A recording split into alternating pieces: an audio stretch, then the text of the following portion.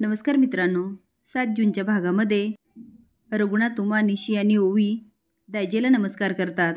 रघुनाथ म्हणतो, उमा, तुमच्या मनात काही इच्छा असेल तर आता समोर बोला, म्हणजे ती देवापर्यंत पोहोचेल. उमा म्हणते, माझी एवढीच इच्छा आहे की पोरांना सुखी राहू दे. आता रघुनाथच्या डोळ्यात पाणी येतं. ओवी म्हणते, मावशी, दादा, तुम्ही खूप ग्रेट आहात, खूप म्हणजे खूप. आता रघुनाथ आणि उमा कौतुकाने हसायला लागतात.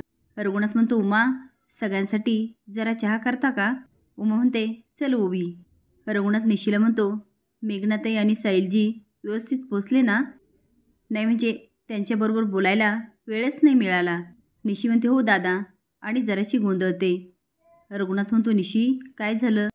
ती म्हणते, दादा, टुर्नामेंट आहे आणि नीरज सर हट्टच धरून बसले की मी स्पर्धेमध्ये भाग घ्यावा. त्यासाठी मी तुमच्या दोघांची परवानगी घेण्यासाठी आले. रघुनाथ हसून म्हणतो, अगं, त्यात आमची काय परवानगी घ्यायची? आता नीरज बोलले ना, तेच तू करायचं. उमा आणि ओवीला खूप आनंद होतो. ओवी म्हणते, निशी, माझं गट फिलिंग सांगतं ही स्पर्धा तूच जिंकणार.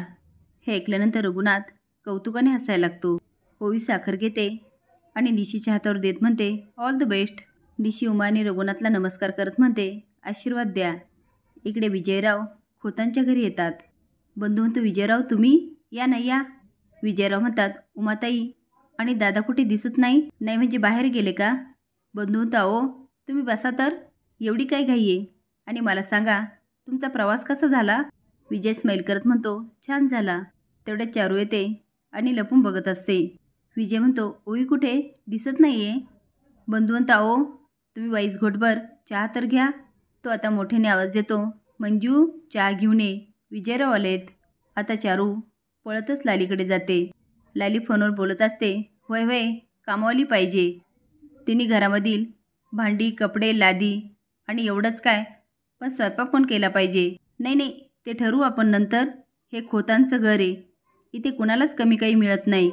तेवढ्यात चारू हळूच म्हणते, लाली आत्या, लाली आत्या. लाली म्हणते, काय गे चारू? ती म्हणते, अहो, कुणीतरी आलं आहे. लाली म्हणते, म्हणजे? उमा परत आली? थांब, तिला दाखवतेच मी. चारू म्हणते, अहो, ओवीचे वडील आलेत. ते आणि बंधू काका बाहेर गप्पा मारतायत.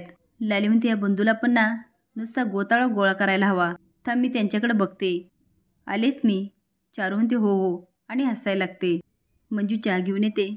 बंधू म्हणतो, ये मंजू. मंजू चहा देत म्हणते, गरम या, हळूच घ्या. विजयराव म्हणतात, वहिनी, कशा आहेत तुम्ही? मंजू म्हणते, बरी आहे, मजेत आहे.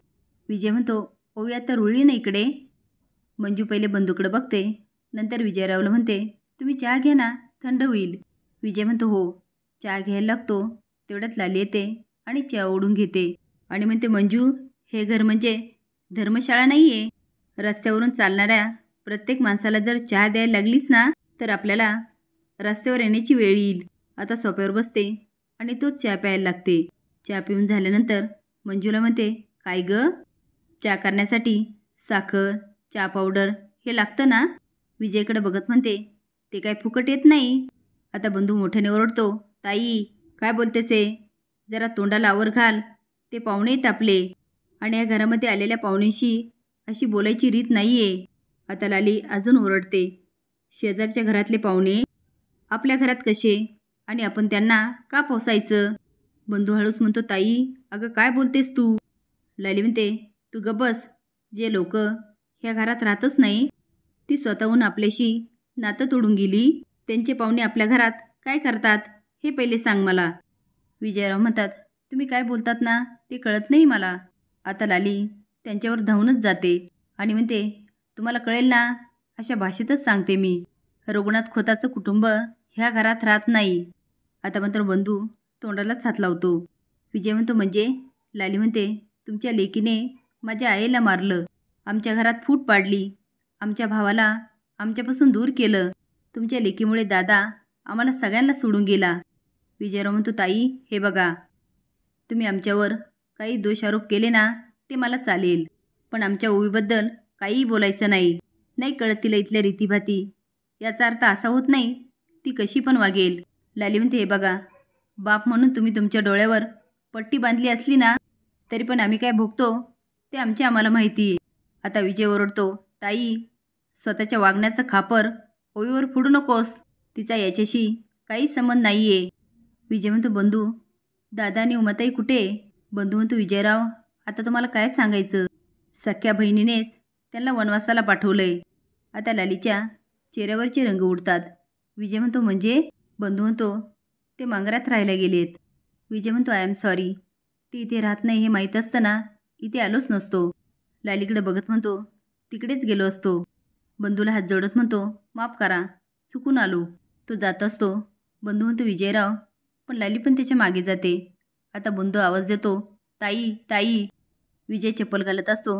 लाली म्हणते आता जा आणि ते खुऱ्याडात चहा प्या. आणि विजयच्या तोंडावर धाडकन दार लावते. आता बंधू तर डोळेच झाकून घेतो. रघुनाथ म्हणतो उमा, मी बाजारात जाऊन येतो हा. तो दारात जातो आणि विजयराव म्हणतात नमस्कार दादा. रघुनाथ पण नमस्कार करतो. तेवढं ओवी म्हणते डॅड. रघुनाथ म्हणतो या ना विजयराव. विजय आत येतो आणि चौकडे नजर टाकतो. उमा विजयला पटकन पाणी देते.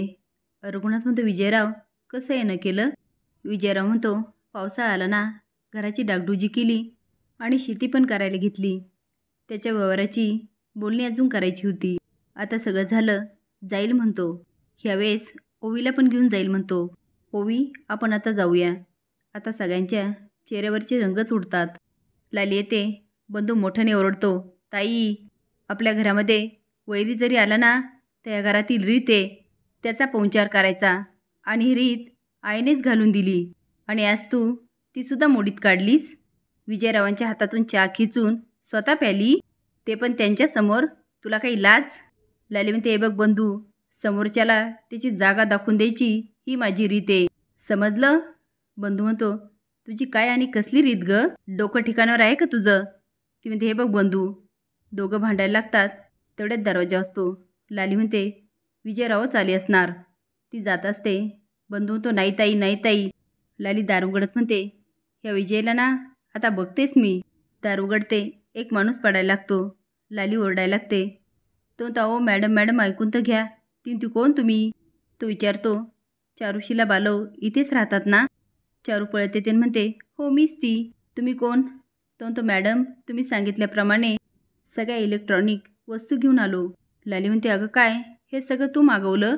चारू म्हणते हो. दुकानदार म्हणतो आमच्या दुकानामधून यांनी आणि सगळ्या वस्तूंची नावं सांगतो. मंजू म्हणते एवढं सगळं चारूने ऑर्डर केलं? आता मात्र लालीचे होशच उडतात. विजय म्हणतो ओवी, एवढं सगळं झालं आणि तू मला सांगितलं नाही? दादा उमाताई, तुम्ही इथे नाही राहायचं. माझ्या घराचं सगळं व्यवस्थित झालं, तुम्ही तिथे राहायचं. रघुनाथ म्हणतो विजयराव, तुमचे खूप आभार, पण मी माझ्या भावंडापासून लांब नाही राहू शकत. आता तो नम्रपणे बरंच काही बोलतो आणि म्हणतो तुम्ही ओवीला घेऊन जा तर काहीच हरकत नाही. ओवी म्हणते नाही डॅड, मी तेव्हा पण सांगितलं होतं आणि आत्ता पण सांगते, मी दादा आणि उमा मावशीला सोडून कुठेही जाणार नाही. इकडे वस्तूंना बघून गोंधळ चालू होतो.